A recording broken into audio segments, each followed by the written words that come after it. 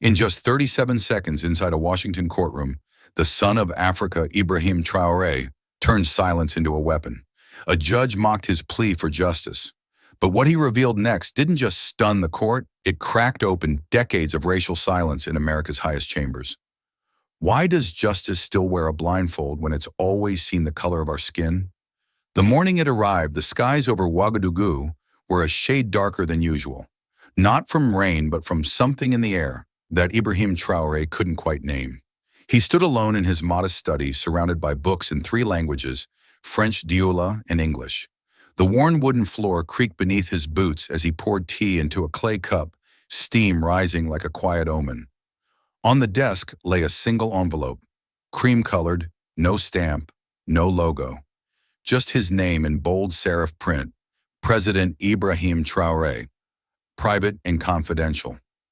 He turned it over once then again, sensing something wasn't right. Official letters from Washington usually came through secure diplomatic channels, not hand-delivered by a jittery local courier who refused to say who sent it. He broke the wax seal.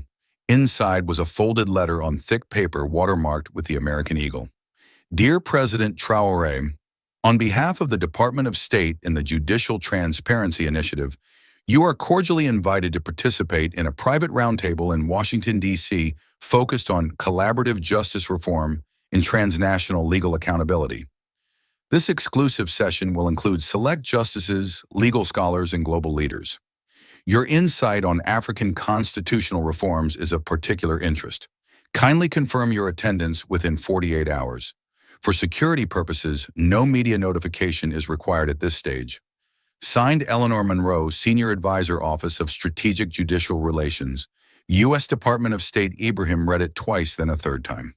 Something about the letter clashed with the air of formality it tried so hard to maintain.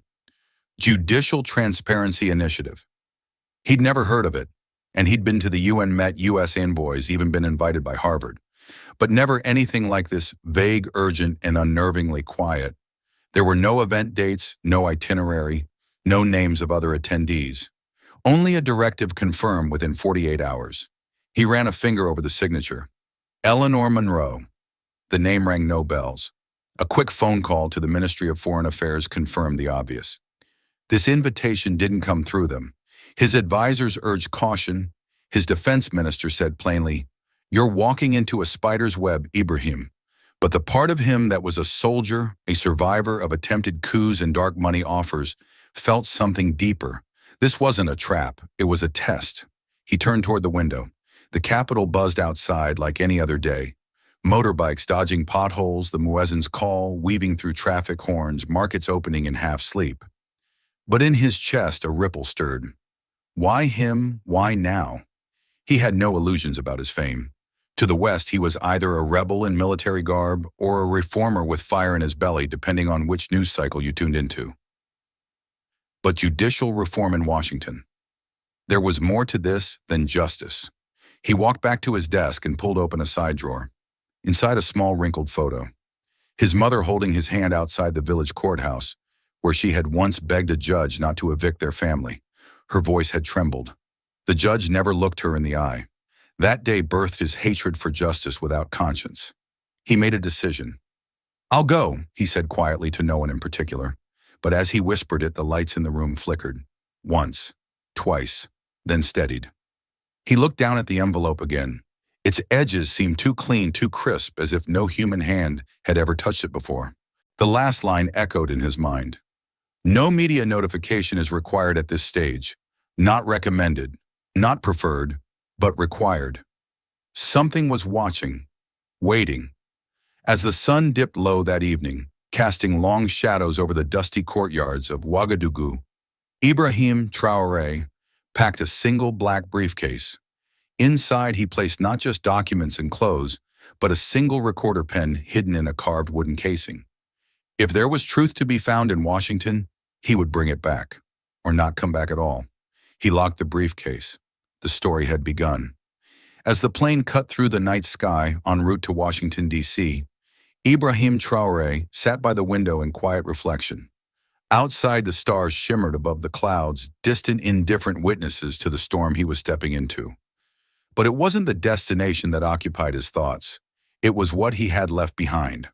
There was a time not long ago when he wasn't wearing suits or speaking in international summits, but marching shoulder to shoulder with farmers' teachers and barefoot mothers. Not with microphones, but with the weight of truth and desperation. Burkina Faso had not birthed a leader in him, it had forced one out. He remembered the village square in Gawa, where years earlier an entire community had gathered beneath a neem tree for what was supposed to be a local court session, a land dispute, a simple case. But the judge never arrived. Only a letter from the provincial court proceedings delayed pending payment of administrative clearance fees. It was bureaucracy wrapped in deceit.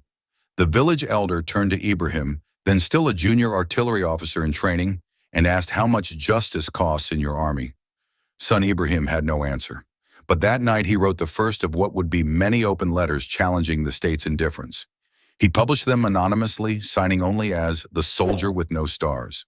His words spread faster than he imagined. First among students, then in markets, then among disillusioned soldiers tired of defending an order that refused to defend its people. But words alone were never enough, not in a country where justice arrived late, if it arrived at all. The turning point came in 2021 when a journalist named Sidiki Ouedraogo was assassinated after uncovering ties between foreign mining companies and members of the judiciary. The official story claimed robbery, but everyone in Ouagadougou knew it was a message. Traoré attended the funeral in uniform, head uncovered, and stood silent for an hour. Cameras caught the tears he didn't try to hide. That night he released a statement that shook the nation. Silence is no longer neutrality, it is complicity. Not long after a group of mid-ranking officers approached him in secret. They wanted leadership. They wanted reform. But they didn't want blood. Change, they said, without more graves. Ibrahim agreed on one condition: no looting, no vendettas, no lies. The revolution would live or die by its integrity. The coup, when it came, was swift, surgical, almost eerily quiet. No bullets fired in the capital. No mobs. Just a single broadcast on national TV. This is Captain Ibrahim Traoré. We have taken stewardship of this nation, not to rule, but to reset. But revolutions, no matter how righteous, leave scars. And as the months passed, the complexities multiplied.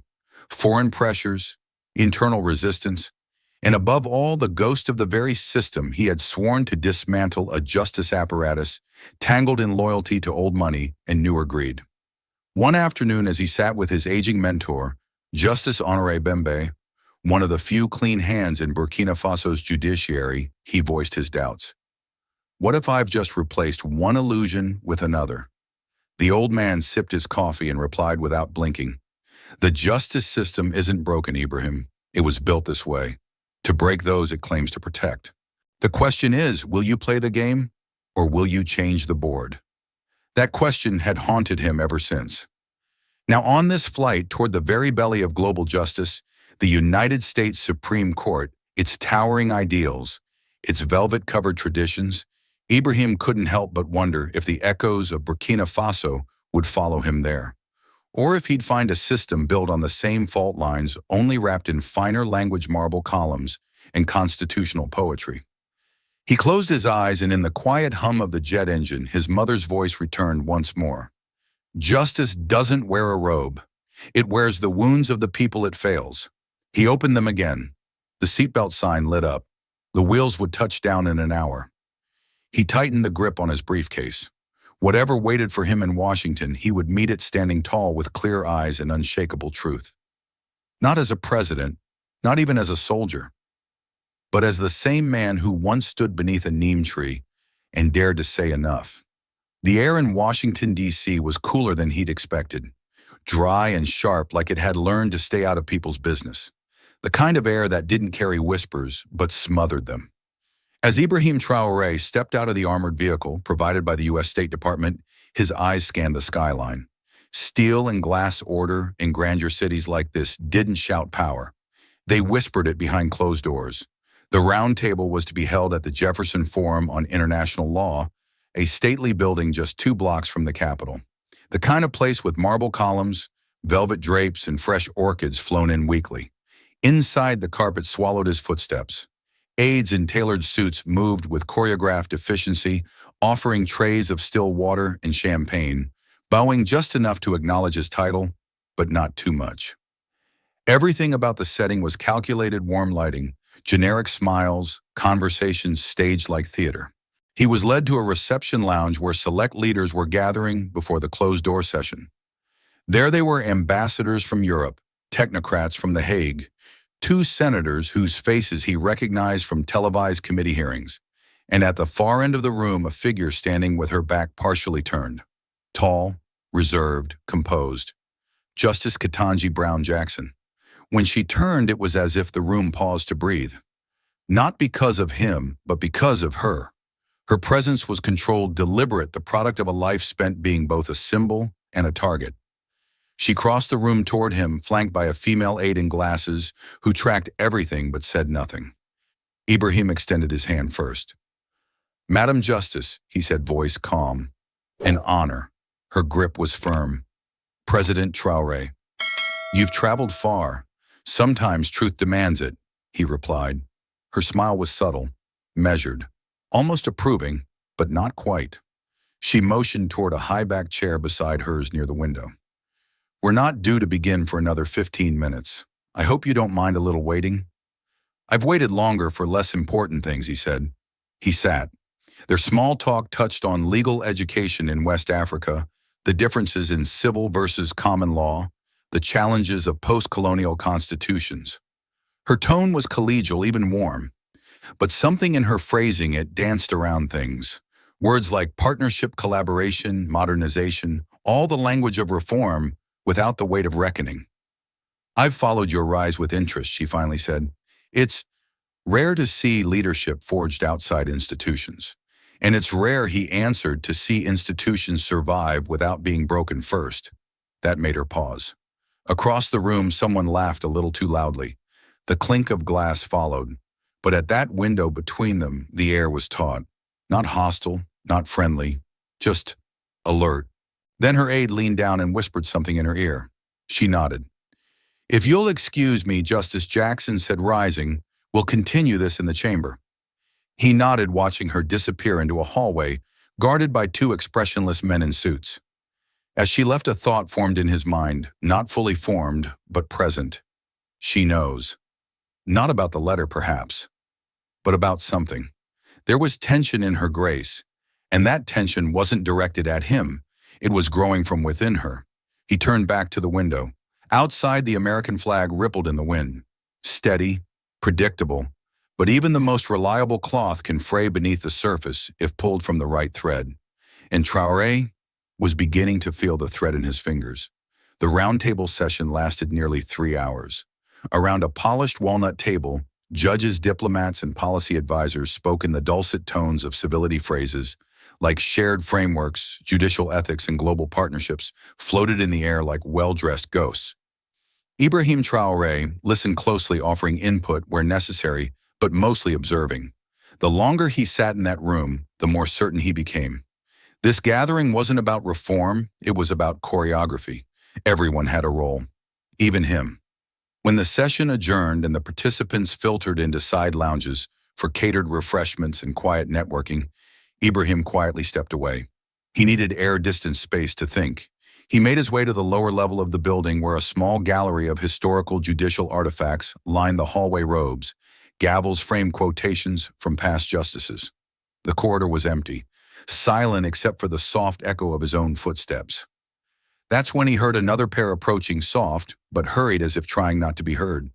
He turned, expecting a security guard or aide, but instead saw a young man barely 30 in an ill-fitted suit. Pale, nervous, and holding a thin leather folder clutched tightly against his chest. "Mr. President," the man said, breath catching in his throat. Ibrahim studied him calmly. "Yes." The man glanced over his shoulder, then stepped closer, voice low. "I don't have long. I'm not supposed to talk to you directly, but someone I trust said you..." "Listen." There was something in his eyes, not fear, not quite, but a kind of quiet panic. Ibrahim nodded, once signaling him to continue. The man held out the folder. Inside, it's about the Echo Court. That's what they call it unofficially. Echo Court, Ibrahim asked, keeping his voice steady, though his heart quickened. The clerk nodded. A network. Informal but coordinated. Exerts influence on judicial outcomes, especially at the Supreme Court level. Not through direct orders, but suggestion, proximity, financial patterns. Foundations, speaking fees, investment portfolios. It's like gravity unseen, but you feel it everywhere. Ibrahim took the folder carefully. The cover was plain but neatly labeled in a fine pen, Echo Court Confidential. The pages inside were neatly organized memos, flowcharts, bank transaction summaries, and what appeared to be a roster of key players. No Supreme Court justices named directly, but initials, dates, and curious overlaps in decision-making timelines. I'm just a federal clerk, the man continued. I see patterns. But if I speak, I lose everything. And no one listens unless you already have power. That's why I came to you. Ibrahim's brow furrowed. Why me? Because you're not one of them, the clerk replied. Not part of this machine. You don't owe anyone in this town. That's rare. Before Ibrahim could respond, the man straightened, adjusted his tie, and began walking away. What's your name? Ibrahim called after him. The man didn't turn back. Don't remember it, for your sake. Then he disappeared around the corner. Ibrahim stood there, the folder now in his hand like a lit match in a dry field. He opened it slowly, eyes scanning the top page. Behavioral influence via judicial training programs. Case analysis, BC Initiative, 2017 and 2021. At the bottom, a stamp for internal eyes only. There was a line graph showing the correlation between judicial travel sponsorships and favorable rulings in corporate litigation. Another page outlined the relationships between a handful of think tanks, lobbying firms, and private donors. And tucked between the sheets, almost by accident, a blurry photo, 3 men and 1 woman, standing together at a luxury villa in Jackson Hole, Wyoming. Champagne, smiles, golf shirts. One of them looked uncannily like a sitting Supreme Court justice. The hum of overhead lighting suddenly felt louder. He slid the folder under his coat, turned, and walked briskly back up the corridor. His mind raced not just with what he'd seen, but with what it meant. If even part of this was true, the implications were volcanic.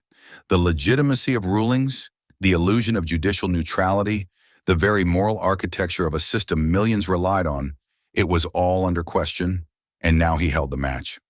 This meeting hadn't been on the agenda, but it had just changed the entire course of his visit, and perhaps, if he moved carefully, the future of justice in America. The reception hall on the top floor of the Jefferson Forum shimmered with polished brass warm amber lights, and the soft hum of a grand piano playing something classical and forgettable. Waiters in tuxedos weaved between senators, judges, international delegates, and NGO patrons holding crystal flutes of wine and exchanging laughter rehearsed over decades of networking. It was the kind of room where appearances weren't just curated, they were currency. Ibrahim Traoré stood near a gilded column, quietly nursing a glass of sparkling water. He watched, listened. Faces smiled too easily. Words came without meaning. He was beginning to understand this city didn't hide power. It wrapped it in silk and handed it hors d'oeuvres. Then he saw him, the man he was looking for. Judge Mason L. Connolly, U.S. Court of Appeals, Third Circuit. Mid-50s, salt and pepper hair reputation, clean hands rarely seen in controversy. But according to a name listed in the Echo Court file, he was someone who attended multiple judicial development retreats funded by educational sponsors with direct ties to corporate litigation firms. Traoré crossed the room with the calm resolve of a man not invited to play polite games. He waited until Connolly's conversation faded, then approached. Judge Connolly, he said with a cordial nod. President Ibrahim Traoré, thank you for your insights during today's panel. The judge turned, smiling with the practiced ease of a man who had shaken hands in 4 administrations. Ah, Mr. President, a pleasure. Africa has a fascinating legal evolution underway. Indeed, Traoré said, letting the comment hang. We may be behind in luxury, but not in scrutiny. The judge chuckled a little too politely. What brings you to our little after-hours soiree? I was hoping, Traoré said evenly, to understand more about the Echo Court. The smile on Connolly's face cracked just slightly. His glass stilled mid-air. Around them, conversations hummed, laughter rose. But between the 2 men, a chill settled. I'm sorry, the judge said slowly, but I'm not familiar with any court by that name. Traoré stepped slightly closer. Then perhaps you know of a firm called Halper and Westbridge. I've come across it several times, always behind the curtain, never under the spotlight. Connolly's eyes narrowed and the smile disappeared altogether. His voice dropped just above a whisper. Mr. President, let me give you a word of advice, not as a judge, but as someone who's been in this city long enough to recognize a storm before it breaks. He leaned in, his breath dry with aged whiskey and calculation. You're playing with fire, and here fire wears a robe. Traoré held his gaze. Where I come from, robes don't make a man sacred, only what he does in them. Connolly's jaw tightened. You want to help your people. I respect that. But there are machines in this country older than your entire republic. They don't stop. They don't break. They absorb. And they make martyrs out of the righteous. He took a long sip, stepped back, and added almost like a benediction. Walk carefully, Mr. Traoré, or you'll find yourself quoted in a eulogy you didn't approve. With that, the judge turned and blended back into the ballroom, disappearing into a circle of finance executives and retired diplomats. Ibrahim remained still for a moment, the judge's words clinging to the inside of his mind like smoke. Fire wears a robe, and now it seemed he had just seen its flicker up close. But he didn't feel fear. He felt clarity. Back in his hotel suite overlooking the quiet pre-dawn skyline of Washington, Ibrahim Traoré sat in silence. His tie-loosened jacket, off sleeves, rolled. The city below was still asleep, but his mind refused to rest. The folder marked Echo Court lay spread out on the table before him, like a puzzle waiting for its first piece to click. He flipped through the documents again, more slowly this time, cross-referencing initials, notations, and financial data. One line, subtle but persistent, kept drawing him back. Case 21-104, United States versus Larimore Correctional Enterprises, presided by Justice Ketanji Brown Jackson. Ruling date 2021. The name was familiar, but not alarmingly so. It had been framed as a win for criminal justice reform, a federal decision that restricted private prison corporations from certain profit-sharing models with state governments. It was heralded by media outlets as progressive, even historic. Yet something felt off. Traoré downloaded the full opinion from the public archive and read it carefully. At first glance, the ruling was reasonable, even commendable. Jackson had written a compelling argument against the perverse incentives of profit-driven incarceration. Her prose was measured, grounded in constitutional reasoning. It echoed the language of compassion and rehabilitation. But then he noticed a peculiar footnote buried on page 19, a legal citation referencing training materials and third-party research compiled by the Harding Center for Correctional Innovation. A quick search revealed the Harding Center as a nonpartisan think tank dedicated to prison reform. On the surface, harmless. But the Echo file had flagged that very institution under a chart labeled Judicial Adjacents, Sponsored Guidance. He dug deeper. Within 30 minutes, Traoré uncovered a funding breakdown. The Harding Center had received significant contributions from Halper and Westbridge over a 5-year period, the same lobbying firm mentioned in the previous encounter. Furthermore, Halper and Westbridge also listed Larimore's primary competitor, Stonegate Detention Services, as a client in their annual disclosures. So the ruling had financially hurt Larimore, but indirectly benefited Stonegate, a company linked to Halper and Westbridge, which in turn funded the very research cited by Jackson's court. The loop wasn't overtly corrupt, but it was undeniably circular. What troubled Ibrahim most wasn't that the judgment was unjust. It wasn't. The ruling itself aligned with the very reforms he championed in Africa. But the pattern, the quiet influence of private capital cloaked in philanthropy, piped through think tanks, then cited in judicial opinions, felt like a legal laundering of intent. He leaned back in his chair, staring at the ceiling. What if influence no longer came in the form of bribes or phone calls? What if it came dressed as research, as invitations to educational panels? What if reform wasn't just being guided but subtly steered to serve alternate interests? He turned back to the folder. One handwritten note from the clerk stood out now more than ever. Some cases are decided in court. Others are decided in boardrooms years before the hearings ever begin. The realization settled like cold iron in his chest. This wasn't about one bad judgment. It was about a system engineered to look fair while remaining loyal to the same unseen hands. The robe was still clean, but the floor beneath it was soaked in silent compromise. A soft knock at his suite door interrupted the silence. Room service, perhaps. He didn't answer immediately. He quietly slid the file back into his briefcase, locked it, and slipped a flash drive into the inner pocket of his coat. Whoever was on the other side of that door, he knew this. He had seen enough to know the rabbit hole was real and deep. And Ketanji Brown Jackson, for all her eloquence, might already be caught inside it. It was raining lightly by the time Ibrahim Traoré reached the cafe, a quiet corner place in Capitol Hill. The Copper Finch, the kind of establishment that once served policy aides, speechwriters, and post-retirement spies in equal measure. The storefront was narrow, its windows fogged, its interior dimly lit by golden bulbs, and faded newspapers pinned above the counter like aging war medals. No music played. No one spoke loudly. A place designed for people who didn't want to be seen talking. He entered precisely at 6:07 p.m. as instructed and was immediately drawn to the far booth, dimly lit, half-shadowed by a hanging fern. She was already there. Miriam Bell, the journalist who had spent 25 years exposing corruption in the federal judiciary, until rather suddenly she had vanished from the newsroom without public explanation. She wore a gray wool coat and no makeup. Her hair, white and tied in a loose bun, trembled slightly as she lifted a porcelain cup to her lips. Her eyes, however, were sharp as razors, focused, wary, alive. "You're early," she said without looking up. "You said 6:10. She nodded, which meant 6:07 if you were who they said you were. He sat across from her, unclasped his coat, and set his briefcase gently beside him. "I've been followed twice since yesterday," she said, her voice low. "Once by amateurs, once by someone who knew I spotted them." "That second one, that's who you should worry about." "I'm already worried," Traoré said, "but worry is just another word for alert." She smirked slightly. "Good. You'll need that." A waitress appeared. Miriam ordered a cup of black coffee. Ibrahim declined anything.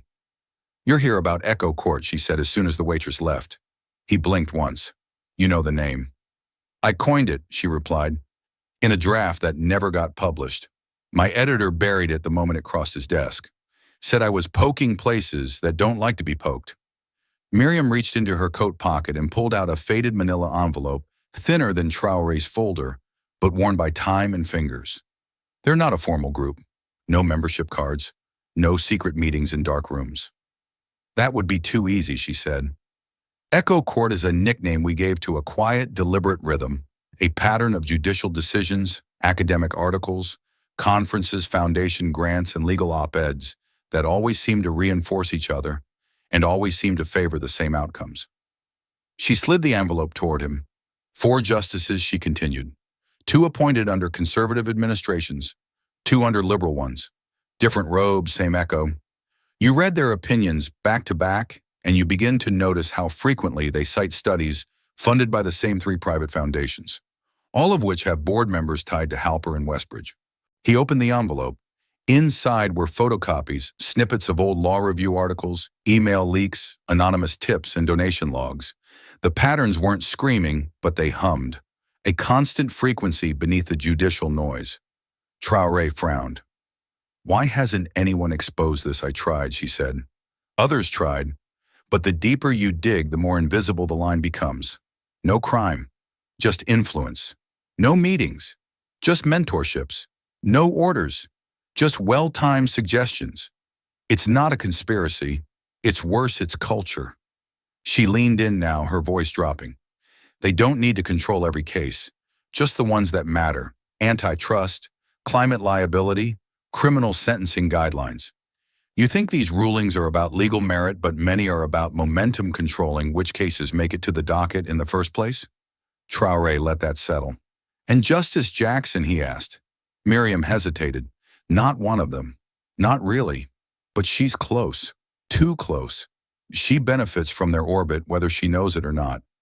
Her name lends them moral cover. That makes her valuable." Silence stretched between them. Finally, Miriam leaned back. "You're not from here. You don't owe this system anything.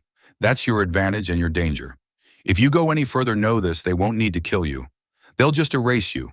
From headlines, from policy circles, from memory." Ibrahim nodded slowly. "Then we make noise. And we make it loud enough that the echo stops. Miriam offered the faintest smile. Then God help you, Mr. Traoré, because you're not chasing shadows. You're chasing power that learned how to whisper. By the time dawn rose over Washington, Ibrahim Traoré wasn't alone in his mission. He had called in discreet support from a trusted inner circle, an international mix of data analysts, legal scholars, and cyber researchers who owed him loyalty not by contract, but by conviction. They worked remotely around the clock, digging through public records, IRS filings, and academic grant databases. What they uncovered wasn't explosive in the Hollywood sense. No confessions, no wiretap bribes, but it was worse in a quieter way. The patterns were real. Defense contractors, some of the same corporations that supplied armored vehicles and surveillance tech to unstable regimes, had donated over $6 million in the past 3 years to a group called the National Forum on Judicial Integrity. That same group had hosted 3 luxury judicial education retreats in Aspen, Vancouver, and Zurich. The stated purpose: cross-border learning for constitutional clarity. It sounded noble until Ibrahim's team tracked a series of other donations from pharmaceutical lobbying consortia funneled through shell-named research institutes with pristine websites and vague mission statements.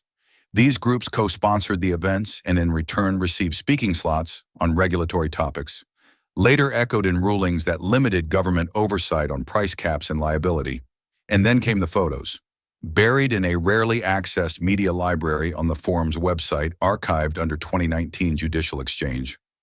Switzerland were dozens of high-resolution images, judges, scholars, lawyers, all smiling in alpine sunlight.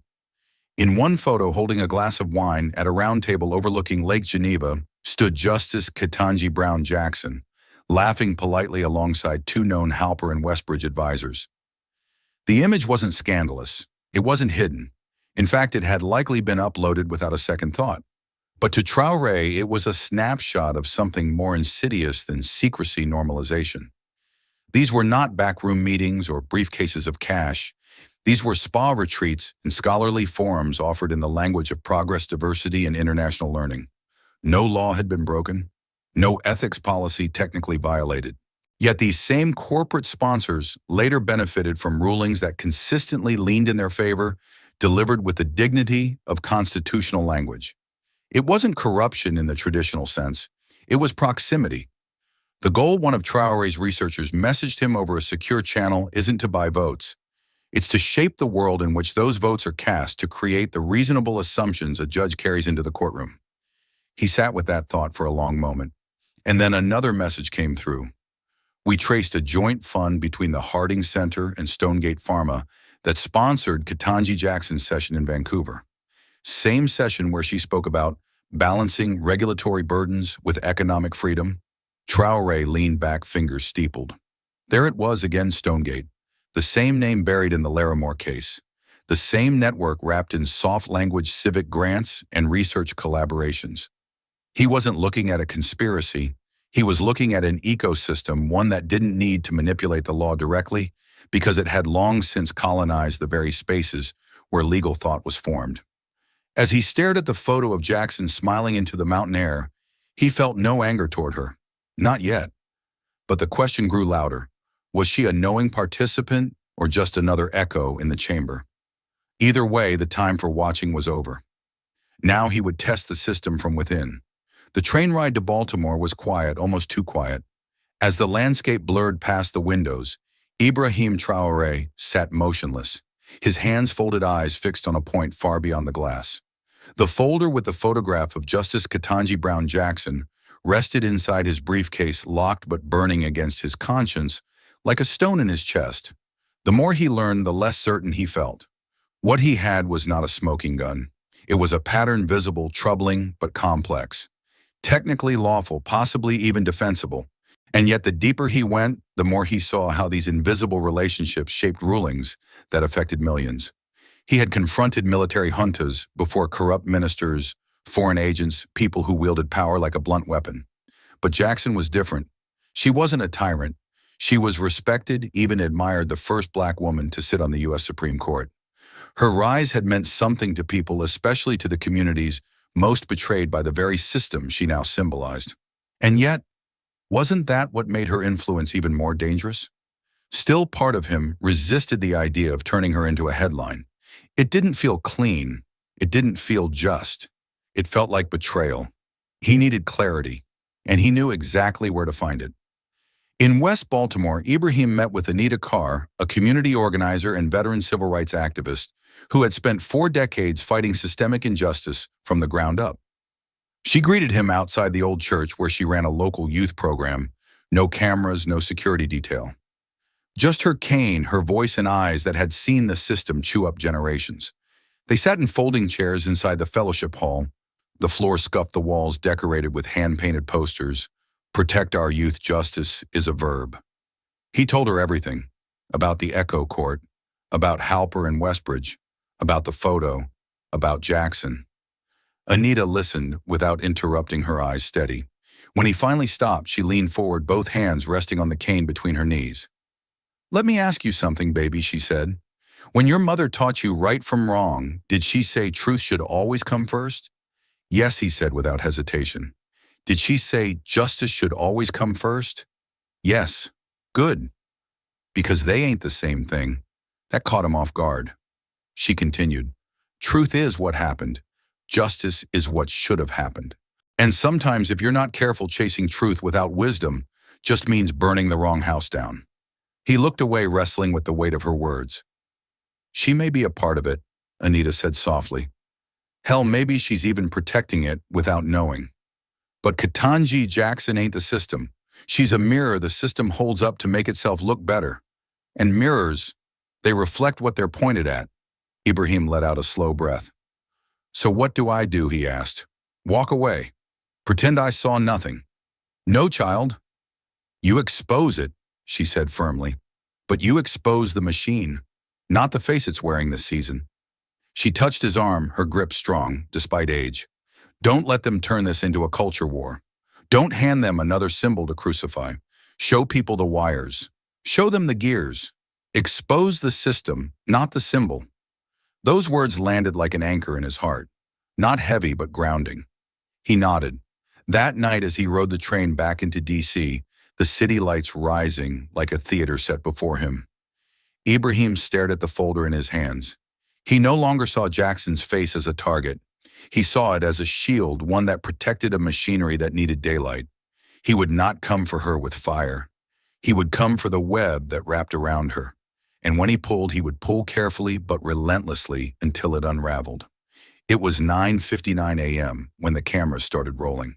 By 10:01, the internet was already catching fire. Inside the Wilson Center's press auditorium, the energy was taut like static clinging to silk. Reporters packed every available seat shoulder to shoulder, some fresh from the corridors of Capitol Hill, others called in from national desks the night before. The room had been reserved under the name of the Burkina Faso consulate, but no one truly believed this would be about diplomacy. They were here for something bigger. Traoré had requested live transmission across multiple platforms. No pre-recorded statements, no pre-screened questions, just him, a podium, and a sealed envelope. The kind of setup that rarely ended quietly. The lights dimmed slightly as he stepped forward. No teleprompter, no notes. He adjusted the microphone, looked out across the sea of expectant faces. Some curious, others skeptical, and then spoke with the calm gravity of a man not seeking permission to be heard. "I stand before you today," he began, "not as a head of state, but as a witness." The room fell silent. He continued, "For the past several days, my presence in your country has been welcomed under the banner of judicial cooperation. But what I have encountered is not merely a cultural exchange or policy dialogue. I have encountered something far more delicate, a pattern quiet but persistent of institutional compromise." He reached into his briefcase and held up the now infamous folder, Echo Court, confidential. "This file," he said, "contains preliminary findings, publicly sourced but quietly buried, showing a network of influence touching multiple tiers of the American judicial system. Not through bribery, not through conspiracy, through culture, through coordinated funding, through the slow erosion of independence by proximity to power." He opened the folder and pulled out 3 documents. One showed the donation trail between Halper and Westbridge and a series of judicial education retreats.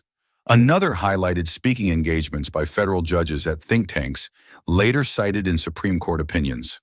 The third, a timeline linked select legal rulings to spikes in stock prices for Stonegate detention services and defense contractors. I am not here to tell you who is guilty, he said. That is your job as a democracy. But I am here to ask, how long will you pretend not to see the echo? He paused. Let the silence grow. Then he ended with a single measured statement, justice must be blind, not deaf. The room erupted. Some clapped. Others shouted over each other. Reporters rushed to their phones, pushing out headlines in real time. Across the country, televisions flickered with breaking news chirons. African leader accuses U.S. legal system of elite capture, MSNBC. Traoré, the foreign activist trying to lecture America, Fox News. Echo court docs revealed allegations, stirred judicial ethics debate, NPR. The fallout was immediate. On Fox News, commentators called him a foreign agitator and accused him of meddling in internal affairs. One panelist shouted, "Who does this man think he is coming to our country to undermine our institutions?" They played B-roll footage of him in fatigues, juxtaposing it with talking points about anti-American sentiment and radical nationalism. MSNBC, more cautious, aired the conference in full, followed by a panel of legal scholars dissecting his claims. One guest admitted, "The documents don't show criminal activity, but they do show disturbing patterns of influence we've ignored for too long." Twitter exploded. Hashtag Echo Court trended globally within an hour. On TikTok, snippets of Traoré's line, "Justice must be blind, not deaf," spread like wildfire, layered over dramatic music and stitched into clips from legal dramas. But so did misinformation. Deep fakes emerged, fabricated quotes, photos of Traoré edited into war zones designed to discredit him. Back in his hotel room, Traoré sat watching the coverage. His team buzzed around him, relaying press requests, invitations, threats. One advisor handed him a new phone, already receiving encrypted messages from whistleblowers he'd never heard of: judges, interns, clerks. He had cracked the surface, but now came the harder part: navigating the storm. He looked down at the folder, still full of what he hadn't yet revealed. He had played only the opening notes. The rest of the symphony would come.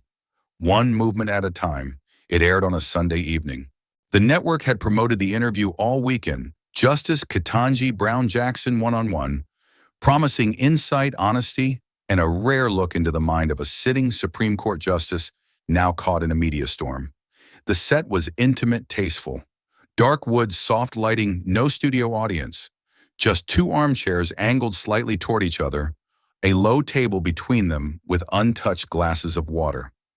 The host was veteran journalist Asha Bell, known for her sharp questions delivered with velvet tones. She introduced her guest with a brief reel of Jackson's rise: Harvard graduate, public defender, federal judge, history-making appointment to the Supreme Court. Then the camera settled on Justice Jackson herself. She was composed, dignified, but there was something different about her tonight, not defensive, but deliberate, as if each word came weighed down with the knowledge that it might echo in history or be used against her tomorrow. Asha leaned forward. "Justice Jackson, thank you for being here. Let's begin with what the country is already talking about: the press conference from President Ibrahim Traoré. His documents connect you, at least indirectly, to think tanks and retreats funded by corporate lobbying interests. You were photographed at one such event in Switzerland. Do you deny attending?" Jackson didn't blink. "No," she said. "I attended. It was a judicial seminar hosted by the National Forum on Judicial Integrity. I was invited to speak on sentencing reform, an area I've devoted much of my career to." Asha didn't flinch. "Do you believe those connections, however indirect, compromise the perception of neutrality expected of a Supreme Court justice?" There was a pause, not long but long enough to feel real. "I believe," Jackson began slowly, "that perception matters. Deeply. But so does context. Judges don't live in isolation. We are part of a legal ecosystem that includes scholars, policy institutes, bar associations, and yes, sometimes donors. So you acknowledge these connections exist. I acknowledge the reality," she said. "Steady now. Judges are human too. We navigate a system of compromise, not corruption, but exposure. The very training programs we rely on for professional development are often funded by foundations with agendas That's not an excuse. It's a fact. Her tone hardened not with anger, but with conviction. We don't write the checks. We don't plan the panels. But when we accept these invitations, often encouraged by our own court administrators, we step into a space that's already been framed. And if we're not careful, we absorb those frames. Asha looked down at her notes, then asked the question everyone had been waiting for. Did President Traoré get it wrong? Jackson exhaled. No, he didn't get it wrong. He got it unfiltered. There was a stunned beat of silence. Then she continued. I respect what he's done. I may not like the way it was unveiled, but I can't deny the power of holding up a mirror, especially when that mirror comes from someone outside the system, someone who doesn't owe it loyalty. That kind of critique is painful but necessary. Asha's voice softened. Do you feel betrayed? Targeted Jackson shook her head. No, I feel illuminated, and maybe a little ashamed that I didn't raise these questions myself before someone else did. She sat back, her shoulders finally loosening. I've spent my life fighting for fairness, but even fairness has blind spots. If my presence at a seminar or my silence in the face of a flawed structure contributed to public doubt, then I must own that, not as guilt, as responsibility. The interview ended there, not with fireworks, but with a quiet reckoning. Across the country, viewers leaned in. Some applauded her candor. Others called it too little too late. But no one denied the honesty in her voice or the weight of her words. And somewhere in a silent hotel room just blocks from the Capitol, Ibrahim Traoré watched the broadcast and whispered to himself, not the enemy, but part of the equation. The system had been warned, and the symbol had begun to wake. The hallway was quiet when Traoré returned to his hotel late that night. Too quiet. No faint music from down the corridor. No murmur of late-night television behind half-open doors. Even the elevator had stopped chiming. It was the kind of silence that didn't settle, it waited. He stepped into his suite and instantly sensed the shift. The air felt wrong. The kind of wrong you didn't see, you felt it in your bones. Nothing appeared out of place at first. The lamps were on. His coat still hung neatly over the back of the chair where he'd left it. The glass on the nightstand remained half full, but the lock on his briefcase was undone. He moved toward it slowly, as if walking towards something already gone. The zipper had been opened, but nothing was taken. Every document inside the Echo Court papers, his personal notes, his encrypted drive remained in place, but they had been touched, handled, put back with just enough care to suggest calculation. Then he saw it. A small piece of paper tucked under the keyboard of his laptop. Block letters typed, centered, no signature. You've had your 5 minutes. He stood perfectly still, the note held between two fingers. The message wasn't just a warning, it was a verdict. He had disrupted something older, larger, and far less tolerant than public opinion. 5 minutes. Not a bomb threat, not a death threat. Something colder, bureaucratic, like a meeting slot that had now expired. He placed the note inside a folder, then picked up the phone and dialed a secure line.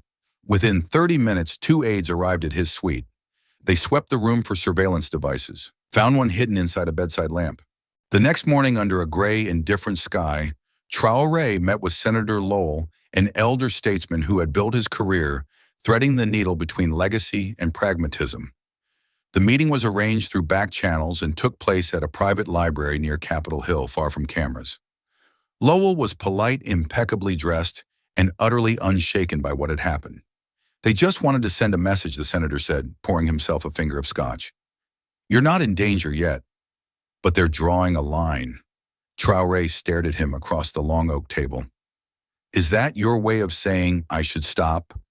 Lowell's voice was calm. It's my way of saying some truths, Mr. Traoré, are better left buried. Traoré didn't answer immediately. He looked around the room, mahogany shelves, oil portraits, the soft smell of aging leather, and arrogance. He imagined how many quiet deals had been brokered in spaces like this. How many truths had been delayed by comfort and decorum. Tell me something, he said finally. Do you believe what I've uncovered is false? Lowell swirled the scotch gently.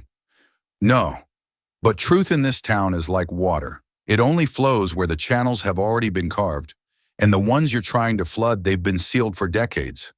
You think I'm naive? I think you're principled, Lowell replied. And in Washington, that's the most dangerous thing a man can be. Traoré stood. He left without shaking the senator's hand. Outside, the wind had picked up. Leaves swirled at the base of the stone steps. A distant siren wailed and then faded. Somewhere behind him, the doors of the system closed gently, quietly, without a sound. But the note still burned in his pocket. "You've had your 5 minutes." He smiled faintly to himself. "Then I suppose it's time to take 5 more." It started with a name, Ronald Mays, scribbled in the margins of one of the leaked memos from the Echo Court file. Traoré almost missed it. Just 4 words under a funding chart, Mays vs. Stonegate buried. There was no link, no context, just the quiet suggestion of something meant to stay forgotten. 2 days later, he was standing in front of a low-slung county courthouse in rural Tennessee. The building had once been a schoolhouse converted during the Reagan years, retrofitted with hollow promises and peeling paint. This was where Mays had been sentenced in 2004 to 28 years for armed robbery, a conviction based on one witness, a shaky video, and a court-appointed defense attorney who had fallen asleep during closing arguments. No appeals had ever made it past the state level. The evidence had never been revisited. The story had never made the news. But what Traoré's team had found was worse than a bad trial. It was a paper trail. A week before Mays' conviction, the county had signed a contract with Stonegate Detention Services, agreeing to build and operate a new private prison in exchange for guaranteed inmate quotas. The deal promised economic growth, local jobs, and bonuses tied to population benchmarks. Quietly inserted into the agreement was a clause that required a minimum 90% occupancy rate enforceable through financial penalties to the county for failure to deliver qualifying defendants. Judges weren't ordered to convict. They were simply shown the math. The trial judge in the Mays case, now retired, had attended a legal seminar sponsored by Halper and Westbridge 2 months prior to the sentencing.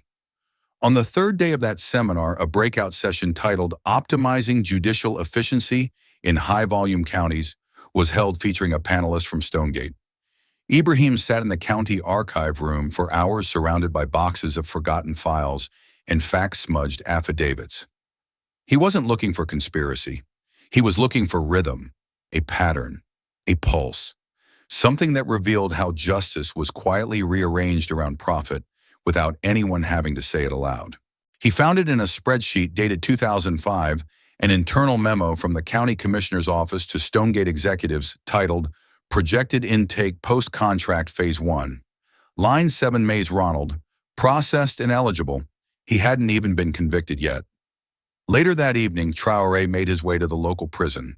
It took some maneuvering, but after invoking diplomatic access and applying a little pressure, he was allowed 15 minutes face-to-face with Ronald Mays. The man was in his 40s now, worn and slow-moving. His voice rasped from years of silence, but his mind was still sharp. "I knew," Mays said after hearing why Traoré had come. "Not at first, not back then. I just thought I was unlucky. Poor, wrong skin, wrong time of day. But after the 3rd year, I heard one of the guards joke about the quota system. Said they were getting overtime, thanks to the new crop. That's when I understood. I wasn't a man anymore. I was inventory." The words hung in the air like smoke. On the flight back to Washington, Ibrahim stared at the clouds outside his window, but all he could see was that spreadsheet. A man's name, one of thousands, reduced to a line item in someone else's balance sheet. Protected not by silence, but by a judicial system built to look neutral, even as it quietly served someone else's bottom line. This wasn't just bad governance. It wasn't even simply injustice. It was a business model wrapped in the language of law and sealed with a judge's gavel. When the plane touched down, he didn't wait for rest or food. He gathered his team and ordered a full investigation into Stonegate's private contracts nationwide. Because if Ronald Mays had been buried by one bad ruling, how many more lay beneath the system, unmarked and invisible, making someone very, very rich? The robe may have been clean, but the hands beneath it, they had been counting. The walls were beginning to talk. Back in Washington, the media frenzy had barely cooled. Traoré's name still buzzed through think tanks, press briefings, and quiet corners of Capitol Hill. But beneath the noise, his team kept working methodically, obsessively, following financial threads like cartographers of influence. And finally, the lines began to intersect. It started with a single firm, Harrison Grant and Hale LLP, the prestigious DC-based litigation firm, where Ketanji Brown Jackson had worked as a junior partner in the early 2000s. Her resume had always presented that period as unremarkable appellate briefs, clerk supervision, corporate compliance. Routine, but tucked within archived case files was an overlooked detail, a memorandum of partnership between Harrison Grant and Hale and Halper and Westbridge signed in 2003. On paper, it was nothing more than a strategic consultancy agreement, boilerplate legalese. But the agreement included a joint advisory panel on corrections reform and later helped launch a policy coalition that directly shaped privatization contracts across multiple states. A year later, Halper and Westbridge began funding judicial education programs. The timing wasn't criminal, but it wasn't coincidental either. Traoré reviewed the documents in silence. He didn't want Jackson to be complicit, but he also couldn't afford wishful thinking. Systems don't care about individual intent. They absorb people and weaponize their reputations. Then came the message. A burner email, no subject line, just a 6-word text. I can confirm the reform playbook. The sender called herself Marla no last name. She claimed to have worked at Halper and Westbridge until 18 months prior. Traoré's team traced the metadata. It checked out. The IP pinged from Virginia, not far from the firm's headquarters. They arranged to meet her 2 days later in a hotel conference room reserved under a false name. The room smelled of coffee and printer toner. Marla arrived in a ball cap and sunglasses, but her nervous hands betrayed her disguise. She was in her early 30s, sharp-eyed and plainly exhausted. I used to write the material, she said. Policy briefs, talking points. The stuff that makes judges feel like the guidance is neutral, but it's not. It's filtered, directed. We'd craft it with just enough flexibility to let them feel smart, but always pointed toward deregulation or corporate latitude. Traoré asked one question. Was Justice Jackson involved? Marla hesitated. She was part of the early team at Harrison Grant. Her name's on some files, but she wasn't calling shots. She reviewed drafts, edited language. I never saw her sign off on strategy, so she helped shape a machine she may not have understood. Marla nodded. That's how the system works. It recruits good people for small tasks until they've helped build a monster they'd never consciously support. Traoré leaned forward. Would you testify? She blinked hard. Only with full legal protection. They monitor former employees. A friend of mine was doxxed last year for speaking out on a pharma brief. It doesn't take much. One leak, one unintentional exposure, then it's game over. He nodded. You'll have it. His aides prepared an encrypted affidavit for Marla to sign to be submitted under whistleblower protection statutes. She agreed. As she left the room, she paused at the door and looked back. They don't just want silence, she said. They want doubt. If they can make you second-guess what's real, they've already won. When she was gone, Traoré stared at the stack of evidence now growing before him. It wasn't a conspiracy, it was a strategy, years in the making, cloaked in professionalism and carried out by people who had never broken a law, just bent every line they could. The dots were no longer abstract. They were names, firms, foundations, relationships. And the moment Marla spoke, they became evidence. The system was waking up, but so was the resistance. It wasn't supposed to be released, at least not yet.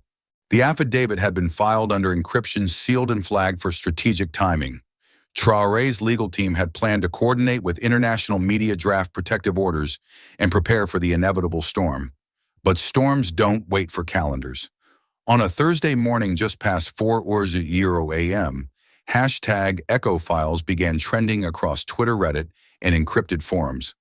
Someone anonymous, clever, and deeply informed had uploaded Marla's signed statement in full, complete with metadata, organizational diagrams, and footnotes.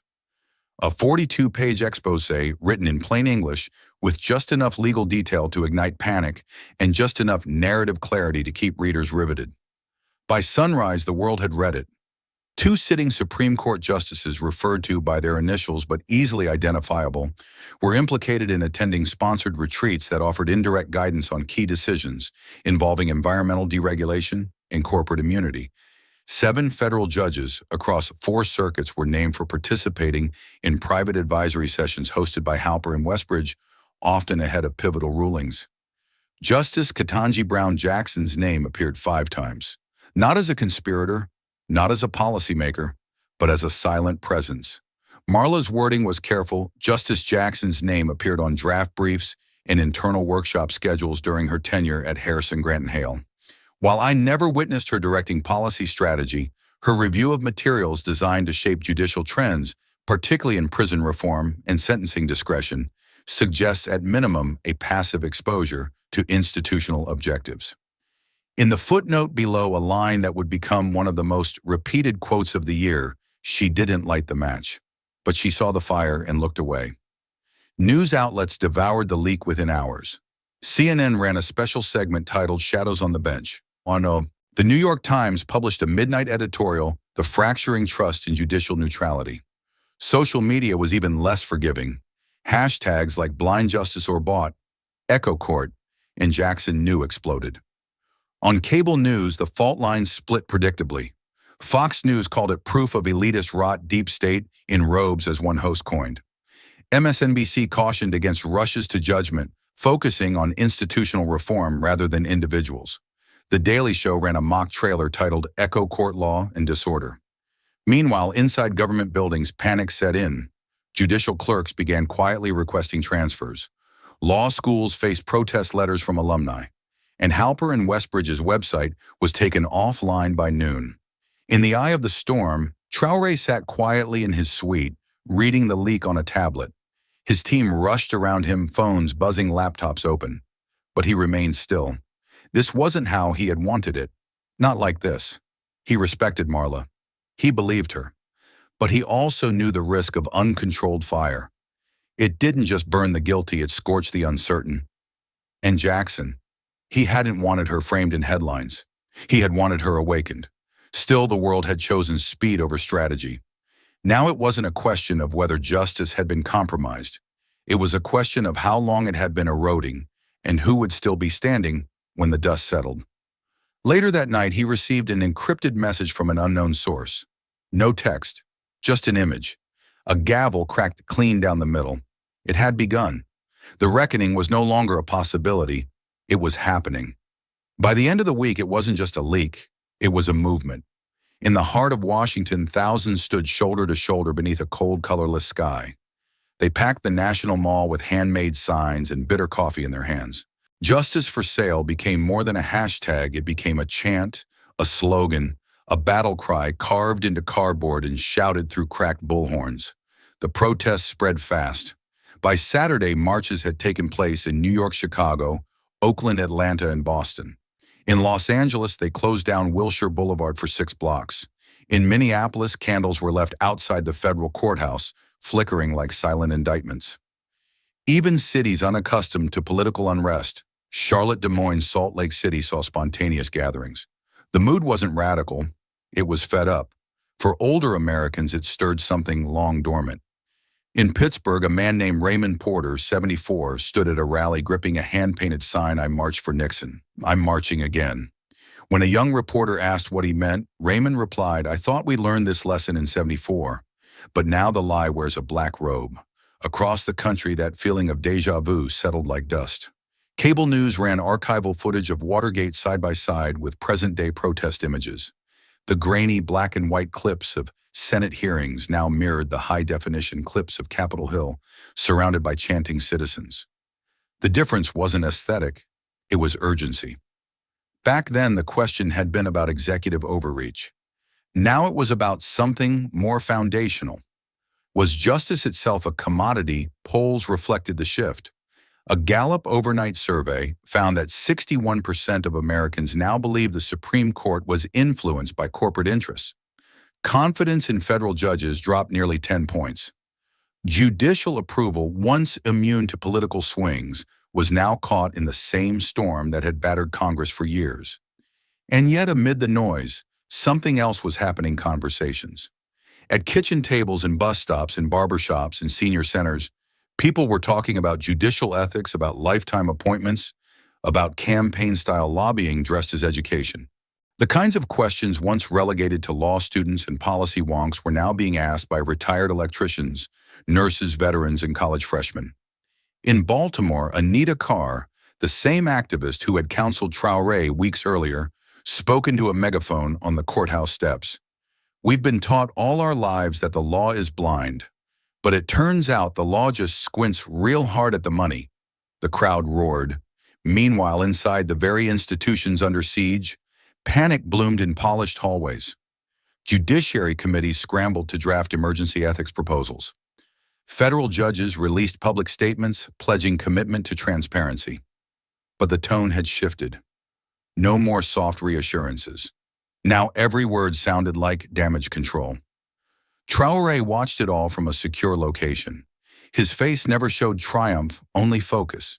When asked by a reporter whether he felt vindicated, he replied, "This was never about being right. It's about making wrong impossible to ignore." In his private notes, he scribbled a single phrase. A system built on silence doesn't fear noise.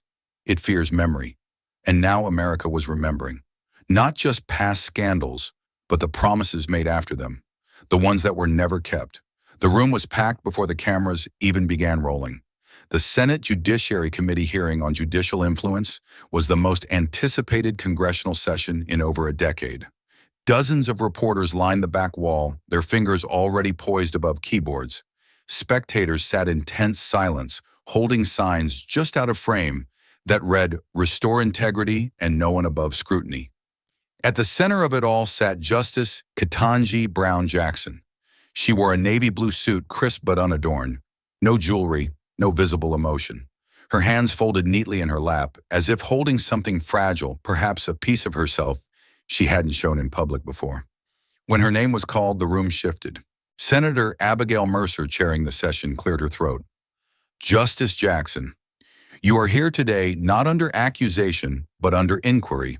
You've been referenced in multiple documents, public and leaked, related to institutional influence. You may offer an opening statement." Jackson nodded, adjusted her microphone, and began. Her voice, though calm, carried a quiet intensity that cut through the air. "Chairwoman Mercer, members of the committee, thank you for the opportunity to speak today, not as a symbol, but as a person, a jurist, a Black woman who still believes in the power of law to do good.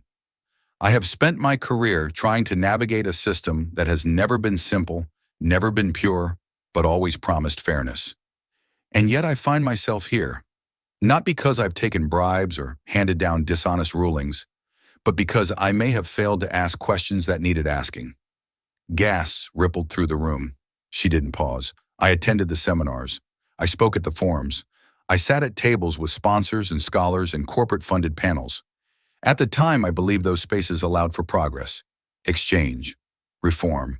What I didn't see, perhaps what I chose not to look at closely enough, was the ecosystem forming beneath those conversations.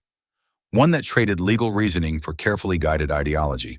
The senators shifted in their seats. Some scribbled notes, others simply listened. Maybe I failed to resist the system. But the question I asked today, the question we should all ask is this: why must anyone resist justice in the first place? Why is it that integrity in our judiciary is treated as an individual burden rather than a structural guarantee? Why are judges expected to navigate ethical minefields with blindfolds on while lobbyists draw the maps? She looked up then, straight at the rows of senators before her. If my silence was mistaken for consent, then I regret that silence. But I refuse to let that silence define me. A beat of quiet followed her final word. No applause, no rebuttal, just stillness as the room tried to absorb what had just been said. Senator Mercer leaned into her mic. "Justice Jackson, would you support legislation mandating stricter separation between judicial education programs and corporate funding?" Jackson didn't hesitate. "Yes, without question, and I'll help write it line by line." Outside the chamber, protesters watched on screens. Inside law schools across the country, professors paused lectures to stream her words. And in living rooms from Newark to Seattle, viewers watched a woman once seen as untouchable now own her vulnerability and wield it as a weapon against complacency. It wasn't a resignation. It wasn't an excuse. It was a reckoning, the kind that doesn't erase the past, but dares to write a different future. The hearings ended not with thunder, but with paperwork. No judge was indicted. No arrest warrants were issued. The Department of Justice, after a brief internal review, announced it had found no conclusive evidence of criminal wrongdoing among the named justices and federal judges. The legal system had spoken, But this time it wasn't the only voice that mattered. What emerged in the aftermath wasn't a trial, it was a transformation. Pressure from the public, the media, and bipartisan coalitions forced Congress to act. After decades of failed attempts and abandoned proposals, the Judiciary Transparency Act finally passed with a narrow but symbolic vote. It wasn't perfect, but it was real. The act mandated full disclosure of any third-party funding for judicial education programs. It required real-time reporting of any travel or lodging provided to federal judges by outside institutions. And perhaps most importantly, it established an independent oversight body composed of legal scholars, retired justices, and citizen advocates tasked with monitoring judicial ethics on a rolling basis. It was the first meaningful structural check placed on the judiciary in over half a century. The impact rippled outward. Law schools overhauled their curricula. Lobbying firms quietly severed advisory relationships with former judges. Think tanks once flush with quiet funding saw their influence dry up. The robe once untouchable had finally been unveiled. And then came the quiet resignation. Justice Ketanji Brown Jackson, after weeks of reflection and mounting public debate, announced that she would step down from the bench. No scandal, no disgrace, just a handwritten letter submitted to the president and read aloud to the nation. I do not resign because I am guilty, but because I believe trust is not inherited. It is earned and re-earned over time. If my presence now divides more than it unites, then I must choose principle over position. The country paused. Some wept. Others applauded. But all acknowledged what it was, an act of dignity rare in an age where power clings to itself. Her seat would be filled, but her legacy, complicated, human, and ultimately courageous, would remain. As for Traoré, he didn't return to Ouagadougou immediately. His work had not gone unnoticed. 3 weeks after Jackson's resignation, he stood in the Great Chamber of the United Nations General Assembly, invited not as a head of state, but as a moral witness. The delegates applauded as he approached the podium, a standing ovation that crossed borders, ideologies, and allegiances. He wore no robe, no ribbons, no national colors, just a dark suit and a quiet fire in his eyes. I did not come here to accuse, he said. I came to remind. Justice is not a statue carved in marble. It is not a theory nor a tradition. It is a commitment, a discipline. And when the powerful forget that, it is the duty of the ordinary to remind them. Loudly if necessary, the chamber fell silent. No institution is beyond question. No legacy immune to scrutiny. But when scrutiny leads to growth, that's not scandal, it's renewal. Outside crowds gathered at UN Plaza holding banners that read, "Truth is global." No more echoes, only voices. For the first time in years, the world wasn't just watching, it was listening. The letter was never published, but it circulated quietly like a secret map passed hand to hand. Addressed to a future defender of justice, Ibrahim Traoré, wrote it not from a podium, but from a quiet room in Geneva, days after returning from the UN. You're entering a system that's older than you, stronger than you, and already in motion before your first step. You will be told to trust it. Sometimes you should. Often you shouldn't. He described justice not as a robe or a courtroom or a verdict, but as conscience made visible. You'll be tempted to mistake prestige for purpose, to equate decorum with truth. Don't. There is no justice without discomfort. And if your decisions never cost you anything, you're probably not making the right ones. He warned of the noise, the praise, the politics, the invitations dressed as flattery, and most of all, the silence of complicity. It is not about robes, it is about conscience. The robe is only cloth, but the conscience that is stitched by every choice you make, every silence you permit. He ended with one simple line handwritten in black ink. Don't be neutral in the face of wrong. Be the gavel that doesn't echo, but breaks the silence. Back in Burkina Faso, the dust had settled, but the work remained. In the south, a once crumbling courthouse now stood restored stone walls, freshly painted solar panels glinting on the roof. It wasn't grand, but it was open, transparent. Traoré walked the halls alone one evening, fingers tracing the names etched on the courtroom plaque. Sidiki Ouedraogo, Aissata Diallo, Hamadou Kone, the brave, the betrayed, the ones who had refused to look away. He sat in the gallery for a while, listening to nothing, to the quiet hum of electricity, to the creak of benches. It was here in rooms like this that the real future of justice would be shaped, not by scandal, not by spectacle, but by repetition, consistency, integrity. An aide approached with papers needing his signature, but he waved them off for the moment. He wanted to sit with the silence, to let memory do its work. Some truths, he whispered, don't shout. They wait. Later, as he stepped out into the dry evening air, he saw children playing on the steps. One of them held a gavel carved from wood. Another wore a paper robe. He smiled just slightly. The road ahead was long, but for once it no longer felt lonely. In a small courthouse in rural Mississippi, Judge Carlton Hayes sat behind his desk staring at a sealed envelope. The letter offered a consulting opportunity from a private defense contractor, one that promised generous travel stipends and educational partnerships. He'd seen these before. They didn't come with orders, just quiet expectations. He placed the envelope in the shredder. His clerk looked at him confused. "Aren't those the same folks that sponsored the New Orleans panel last year?" Hayes nodded. "Yes. Why say no?" The judge leaned back, eyes distant. "There's a man in Africa who made me believe again, that we can say no, that we should." He pointed to the wall. There in a modest black frame hung a photo of Ibrahim Traoré, taken at the UN hands-raised voice, steady, surrounded by diplomats who once ignored him, now leaning in to listen. Hayes stood, straightened his robe, and returned to the bench. In the hallway, someone whispered, "He's different these days." And maybe he was. But sometimes it only takes one echo placed in the right chamber to change the sound of justice forever. Sometimes it takes an outsider to show us what we've grown too familiar with to question.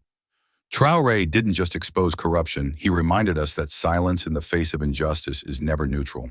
Justice isn't a building or a title. It's a choice we make every day to see others fully. What would happen if more of us chose to speak truth even when it's inconvenient? If this story touched you, don't let it stop here. Like, share, and subscribe to Captain of Truth, where every voice matters and every story echoes far beyond the screen. This story is a fictionalized and dramatized narrative created for educational, inspirational, and storytelling purposes. While it may be inspired by real public events, people, or societal issues, it includes imagined dialogue, reconstructed scenes, and character interpretations meant to highlight broader themes of justice, dignity, and resilience. Any resemblance to actual events or individuals beyond public knowledge is purely coincidental.